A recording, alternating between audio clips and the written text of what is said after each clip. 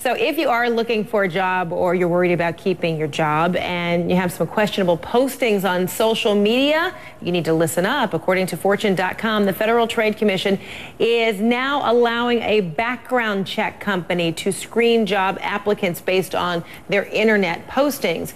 Not only does the company monitor online activity, but it reportedly saves these records for up to 7 years. So be careful about what you post, right? Let's review the social media do's and don'ts. All right, so you don't want to post embarrassing photos that are going to show poor judgment or lack of character. You don't post offensive comments, and you don't trash previous employers or coworkers. So in today's Reclaim Your Career, we thought we should look at the do's and how they might be able to help you. Valorie Burton is the author of Where Will You Go From Here?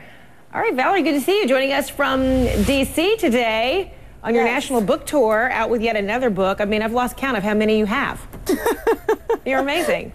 Okay, this is number 6. I'm excited. Oh, just so coy. Just 6. All right, well, look, what are the things that you can do? Because everyone is on social media, everyone is on Facebook or Twitter, and they may be looking for a job, but they don't want to put something on there that may eventually come back to haunt them. What's allowed? Right.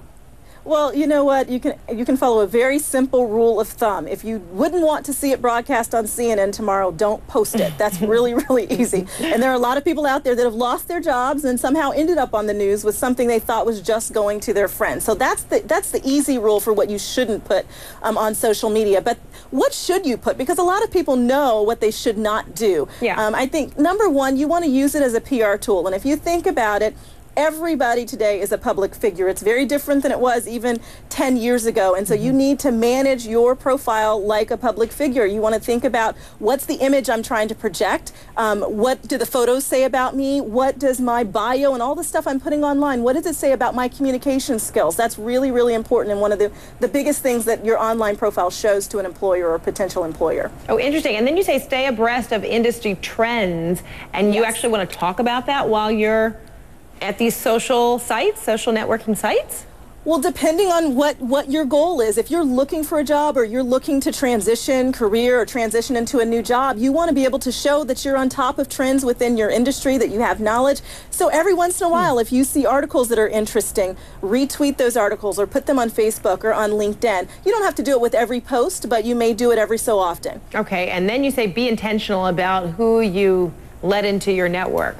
That's right. Especially if you're networking specifically for your career, you don't want to let everybody in. First of all, you've got some really important contacts that are in there, and if you don't know people that you're letting into your network, you don't know what they're going to say or who they're going to try to reach out to that's in your network. So be very protective. And a lot of people don't like to have certain people in their network because they will tag photos that end up showing up. Maybe you were doing something personal and you didn't want it in your online profile. Be willing to ask people to untag those or untag them yourself. And if people continue to be disrespectful, don't be shy about unfriending people or not even letting certain people into your network.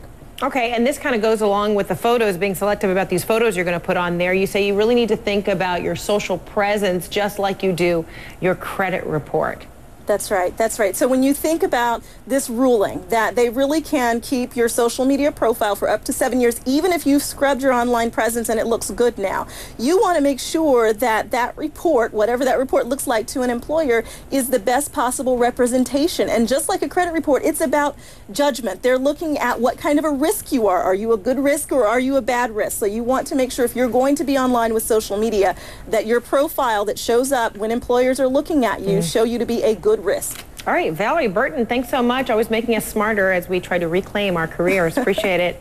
Thanks, Frederica. All right, safe travels.